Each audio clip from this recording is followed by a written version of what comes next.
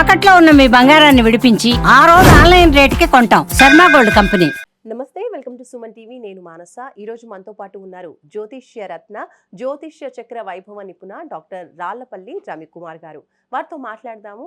ఈ మాసం రాశి ఫలాలు ఏ విధంగా ఉన్నాయో వారిని అడిగి తెలుసుకుందాం. గురుగారు నమస్కారం అండి. నమస్కారం. గురుగారు, ద్వాదశ రాశుల్లో నవగ్రహాలు ఈ మాసం అంతా కూడా ఏ స్థానాల్లో ఉన్నాయో ముందుగా తెలియచేయండి. తప్పకుండా. శరదిందు సమాకారే పరబ్రహ్మ స్వరూపిణి వాసరాపీఠ నిలయే సరస్వతి నమస్తుతే. సుమన్ టీవీ ప్రేక్షకులకి నమస్కారం. ఈ నెల అంటే మే నెల ద్వాదశ రాశుల ఫలితాలు తెలుసుకునే ముందు ద్వాదశ రాశుల్లో నవగ్రహాలు ఎక్కడ ఉన్నాయో తెలుసుకుందాం. ముందుగా సూర్యుడు వచ్చేసి మనకి 15 మే దాకా ఉచ్చస్థానమైన మేషంలో ఉంటారు. 16 మే నుంచి మనకి వృషభ రాశిలోకి వెళ్తారు. అలాగే కుజుడు వచ్చి మనకి నీచ స్థానమైన కర్కాటక రాశిలో ఉంటాడు ఈ నెలలు కూడా. నెక్స్ట్ వచ్చేసి రాహు మనకి కుంభరాశిలోకి ప్రవేశిస్తున్నాడు 18 మే నుంచి. అలాగే కేతు కూడా 18 మే నుంచి మనకి సింహరాశిలోకి ప్రవేశిస్తున్నాడు.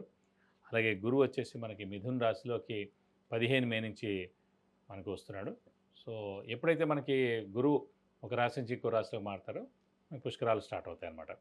సో నెక్స్ట్ వచ్చేసి మనకి శని ఆల్రెడీ మనకి 31 మార్చి నుంచి మేన్ రాశిలోకి ప్రవేశించాడు. కాబట్టి ఇప్పుడు మేన్ రాశిలో శని ఈ మాసం అంతా ఉంటాడు. అలాగే బుధుడు వచ్చి మనకి మేషరాశిలో ఈ నెలలు ఉంటాడు. బుధుడు నీచత్వం కూడా వెళ్ళిపోయింది మనకి.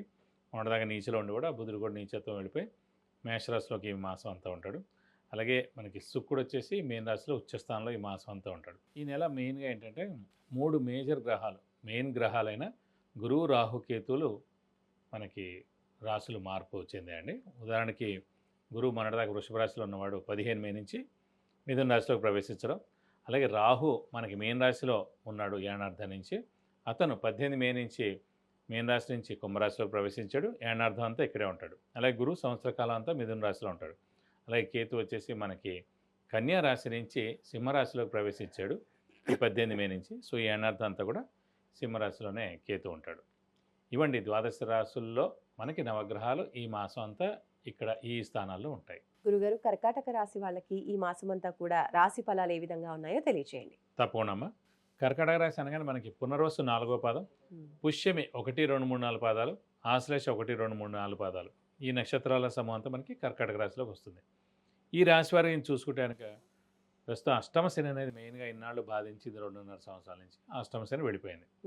అలాగే రాహు ఒకడు అష్టమంలో ఉన్నాడు, కేతు ద్వితీయ స్థానంలో ఉన్నారు. సో వీళ్ళిద్దరూ మిశ్రమంగా ఉన్నారు. అలాగే శని మటుకు బాగానే ఉన్నట్టు, ఎందుకంటే అష్టమ శని మెయిన్గా వెళ్ళిపోయింది, భాగ్యంలో ఉన్నాడు కాబట్టి. కానీ వ్యయంలో మటుకు గురువు ఉన్నాడు. సో గురుబలం తక్కువగా ఉంది, రాహుబలం తక్కువగా ఉంది, కేతు బలం తక్కువగా ఉంది. ఈ గురుబలం తక్కువగా ఉండడం వల్ల, వ్యయ స్థానంలో ఉండడం వల్ల శుభకార్యాలు ఏవైనా ఉంటే కూడా ఇవన్నీ కూడా పోస్ట్పోన్ అవ్వడం, డిలే అవ్వడం, ఇవన్నీ కూడా నెక్స్ట్ ఏడాదికి వెళ్ళిపోతాయి అన్నమాట. సో ఈ ఏడాది తక్కువగా ఉంటాయి ఇలాంటివన్నీ కూడా. సో మానవ ప్రయత్నం 100కు 100 చేయడం, అలాగే దైవబలం బాగా పెంచుకుంటే తప్ప ఈ శుభ ఫలితాలు ఏమి రావు ఈ సంవత్సర కాలం అంతా కూడా. నిజంగా చెప్పాలంటే కర్కాటక రాశి వారికి అంటే మహర్దశ అంతర్దశ బాగుందనుకోండి ఒరిజినల్గా జాతకంలో, దాని రీత్యా నడుస్తాయి. కానీ గోచారీత్యా చూసుకున్నప్పుడు మటు గురుబలం తక్కువగా ఉంది కాబట్టి ఈ సంవత్సర కాలం అంతా కూడా చెప్పుకోవాలంటే మనకి వ్యయస్థానంలోనే గురువు ఉండడం చేత శుభకార్యాలు ఏవైతే ఉన్నాయో అవన్నీ పోస్ట్ పోన్ అయ్యేందుకు అవకాశం ఉన్నాయి. అలాగే మెయిన్గా సంతానం విషయం డిలే అవ్వడం, ఆలస్యం అవ్వడం, వివాహం సరే కుదరడం, లేకపోతే తర్వాత చూద్దాం అనడం, అది పెండింగ్ పడిపోవడం, అలా మెల్లగా పోస్ట్ పోన్ అయిపోవడం, ఇలాంటివన్నీ జరుగుతుంటాయి. అలాగే ఉద్యోగం విషయం కూడా అంతే అండి. ఖచ్చితంగా ఈ నెల వస్తుంది అనుకుంటే ఉద్యోగం అది ఎప్పుడో నెక్స్ట్ మంత్కి అయిపోవడం, లేదంటే ఉన్న ఉద్యోగం ప్రాబ్లంలో ఉండడం, ఇలాంటివన్నీ కూడా జరిగేందుకు అవకాశాలు ఉన్నాయి. ఇక్కడ మెయిన్గా ఈ కర్కాటక రాశి వారికి అదృష్టకారకుడు, యోగకారకుడు, లక్ ఫేవర్ చేసే గ్రహమైన కుజుడు రాశిలో నీచ స్థానంలో ఉన్నాడు. సో ఈ కుజుడు నీచలో ఉండడం వలన ఈ కర్కాటక రాశి యోగకారకుడు కుజుడే అయ్యాడు కాబట్టి డబ్బు ఖర్చు, హెల్త్ ప్రాబ్లం, మాట పడటం, డబ్బు ఖర్చు ఏదో విధంగా అయిపోవడం, వెహికల్ కూడా బాగా డబ్బు ఖర్చు అయిపోవడం, మెయింటెనెన్స్ ఇవన్నీ కష్టం అయిపోవడం, ఈ నెల సర్వీసింగ్ చేయించారు, ఈ నెల ఏదో ఒకటి పాడైపోవడం, ఇలాంటివన్నీ అవుతాయి. డబ్బు ఖర్చు విపరీతంగా ఉంటుంది. అలాగే మాట పడటం, ఎప్పుడు అనమాట కూడా ఎవరెవరు మాట మనల్ని అనడం. అలాగే హెల్త్ ప్రాబ్లమ్, చిన్న చిన్న హెల్త్ ప్రాబ్లమ్స్ ఏమంటే కూడా ఖచ్చితంగా జరిగేందుకు అవకాశాలు ఎక్కువగా ఉన్నమాట. కాబట్టి కొంచెం వీరు ఆరోగ్య విషయంలో జాగ్రత్త వహించాలి, మాట్లాడే విషయంలో జాగ్రత్త వహించాలి. డబ్బు ఖర్చు ఎక్కువగా ఉంటుంది కాబట్టి ముందుగానే మీరు ప్లాన్ చేసుకుంటే మంచిది. ఎక్కువ ఖర్చులకు వెళ్లకుండా ఉంటే మంచిది. ఈ నెలలు అయిపోతే కనుక కుజుడు నీచత్వం వెళ్ళిపోతుంది. ఒకసారి కుజుడు నీచత్వం వెళ్ళిపోతే మళ్ళీ మనకి ఒక 490 డేస్ అంటే ఒక 500 డేస్ దాకా మళ్ళీ ఈ కుజుడు నీచలోకి రాడు. ఓకే. ఇది మిగతా రాశులకి ఇది కుజుడు నీచలో వచ్చినా నష్టమే ఉండదు. ఉమ్. కానీ కర్కాటక రాశి, సింహరాశికి మెయిన్గా మెయిన్ రాశి వారికి యోగకారకుడు, అదృష్టకారకుడు, లక్ ఫేవర్ చేసే గ్రహమే కుజుడు కాబట్టి వాడు నీచలో ఉంటే ఖచ్చితంగా ఆ 45 డేస్ డబ్బు ఖర్చు, హెల్త్ ప్రాబ్లం, మాట పడటం పడేందుకు అవకాశాలు అన్నమాట. కాబట్టి ఈ రాశి వారికి డబ్బు ఖర్చు విపరీతంగా ఉంటుందని చెప్పుకోవాలి. కొత్తగా అప్పులు కూడా చేయాల్సి వస్తుంది. అప్పుల వాళ్ళ బెడద కూడా తప్పదు. కాబట్టి ఈ రాశి వారికి మిశ్రమంగా ఉందని చెప్పుకోవాలి ఈ మాసం అంతా. గురుగారు, ఆరోగ్యపరంగా కొంచెం జాగ్రత్తగా ఉండాలి అంటున్నారు. అంటే ఈ మాసంలో ఆరోగ్య పరిస్థితి ఏ విధంగా ఉంటుంది? అంటే మెయిన్గా ఏంటంటే కుజుడు ఆరోగ్యకారకుడు అండి ఎవరికైనా సరే. ఉమ్. అనుకోకుండా ఈ రాశికి యోగకారకుడు, అదృష్టకారకుడు, లక్ ఫేవర్ చేసే గ్రహం కూడా కుజుడు అయ్యాడు కాబట్టి ఆరోగ్యం చిన్న చిన్న అనారోగ్యాలు వచ్చేందుకు అవకాశం ఉన్నాయి. ఉమ్. అలాగే ఎవరైనా మేజర్ అంటే సర్జరీకి వెళ్ళాలి అని డాక్టర్స్ ప్రిస్క్రైబ్ చేస్తే ఆ సర్జరీ కూడా జరిగేందుకు అవకాశాలు ఉన్నాయి. ఉమ్. మామూలుగా అయితే 99% చిన్న చిన్న అనారోగ్యాలే ఉంటాయి.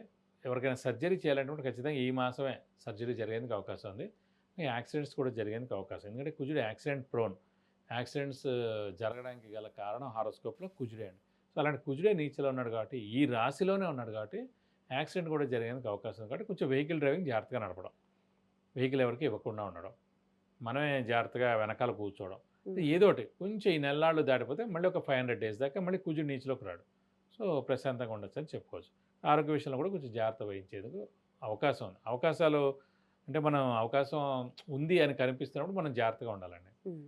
సో మరి ఉద్యోగస్తుల పరిస్థితి ఏ విధంగా ఉంటుంది? ఉద్యోగస్తుల మటుకు చాలా బాగుంటుందని చెప్పుకోవాలి. ఎందుకంటే మెయిన్గా ఉద్యోగ స్థానాధిపతి అంటే మెయిన్గా శని ఉద్యోగ కారకుడు అండి, ప్రొఫెషన్ కారకుడు కూడా. అలాంటి శని మనకి భాగ్యస్థానంలో బాగున్నాడు కాబట్టి, అష్టమ శని వెళ్ళిపోయింది కాబట్టి ఆల్రెడీ జరగాల్సిన బ్యాడ్ అంతా మేజర్ బ్యాడ్, డబ్బు ఖర్చు, హెల్త్ ప్రాబ్లం, మాట పడటం, ఉమ్.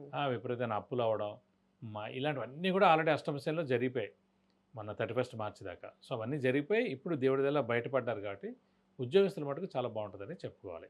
గురుగారు, మరి కర్కాటక రాశి వాళ్ళకి కొన్ని కొన్ని ఇబ్బందులు ఉన్నాయి కాబట్టి ఆరోగ్య విషయంలో కావచ్చు, ఆర్థిక విషయంలో కావచ్చు, ఏ పరిహారాలు పాటిస్తే బాగుంటుంది? ముఖ్యంగా మెయిన్గా మనకి కుజుడే నీచలో ఉన్నాడు కాబట్టి ఈ నెలలు కూడా ఉమ్. కుజుడు సంబంధించిన పరిహారాలు పాటిస్తే బాగుంటుంది. సుబ్రహ్మణ్య స్వామి ఆరాధన ఎక్కువగా చేసుకోవాలండి. ప్రతిరోజు సుబ్రహ్మణ్య స్వామి అష్టోత్తరం చదువుకుంటే మంచిది. వీలైతే ఈ నెలలు కూడా ఈ 4 వారాలు కూడా ప్రతి మంగళవారం ఉపవాసం ఉంటే చాలా మంచిది. వీలైతే కుజుడికి 7000 సార్లు జపం చేయించి కేజింపో కందిపప్పు, ఒక రెడ్ లుంగి, ఒక 1000 రూపాయల వరకు గోల్డ్ ఐటమ్ దానం ఇస్తే కనుక ఈ దోషం అంతా తొలగిపోతుంది. అలాగే ఇక్కడ స్కందగిరి టెంపుల్ అని ఉందండి పద్మారావు నగర్లో. అక్కడ సుబ్రహ్మణ్య స్వామికి హోమం మరియు అభిషేకం మీ పేరు, నక్షత్ర, గోత్రనామాలతో చేస్తే మంచిది. ఎందుకంటే అండి ఓన్లీ కుజుడే నీచలో ఉన్నాడని కాదు, అష్టమ స్థానంలో కూడా రాహు ఉన్నాడు. అష్టమ స్థానం అనేది ఆయుష్ స్థానం, అలాగే ఆడవాళ్ళకి మాంగళ్య స్థానం, అలాగే యాక్సిడెంట్స్ స్థానం. ఈ 3 స్థానాలు కూడా అష్టమం అనమాట. ఆ అష్టమంలో రాహు ఉండడం కొంచెం బ్యాడ్ అండి. ప్లస్ కుజుడు కూడా అష్టమ దృష్టితోటి రాహుని చూస్తున్నాడు కూడా. సో ఈ నెల కొంచెం ఆరోగ్యం కానీ, యాక్సిడెంట్ ప్రోన్ కానీ ఇలాంటివి ఏదైనా మేజర్ జరిగేందుకు అవకాశాలు ఉన్నాయి కాబట్టి ఈ స్కందగిరి టెంపుల్లో హోమం మరియు అభిషేకం మన పేరు గోతనామాలతోటి ప్రతి మంగళవారం చేస్తారు. 7:30 to 10:30, 2000 టికెట్ అండి. మండే రోజు సాయంత్రం లోపల మనం టికెట్ తీసుకోవాలి. ఆన్లైన్ అయినా తీసుకోవచ్చు. వెళ్ళగలిగిన వాళ్ళు వెళ్తే మంచిది. 7:30 to 10:30 అక్కడ చేయించుకుంటే కనుక ఈ దోషం మొత్తం తొలగిపోతుందని ఖచ్చితంగా చెప్పుకోవచ్చు. విద్య, ఉద్యోగం, వ్యాపారం, వాహన యోగం, గృహ యోగం, ఇంకా ఇలాంటి ఎన్నో విషయాలకు సంబంధించి మీరు గురుగారి నుంచి అపాయింట్మెంట్ ద్వారా తెలుసుకోవాలి అనుకుంటే స్క్రోల్ అవుతున్న నంబర్కి కాంటాక్ట్ చేయండి. గురుగారు, కర్కాటక రాశి వాళ్ళ రాశి ఫలితాలు తెలియజేశారు. ధన్యవాదాలు. నమస్కారం.